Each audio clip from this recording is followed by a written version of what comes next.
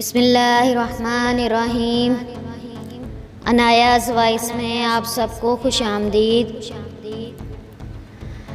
کستوری دنیا کی مہنگی ترین خوشبو ہے اور کستوری کی جائے تولید ہرن کی ناف ہے۔ جس ہرن کی ناف میں یہ کستوری بنتی ہے وہ خود اس خوشبو کو سونگھ کر مشہور ہو جاتا ہے، اور شنید ہے کہ بعد از توام ہرن اپنا تمام وقت اس کستوری کو کھوجنے میں صحرا میں بھٹکتا رہتا ہے، مگر اس چیز سے لا علم رہتا ہے کہ وہ خوشبو اس کی اپنی ناف میں سے آ رہی ہے۔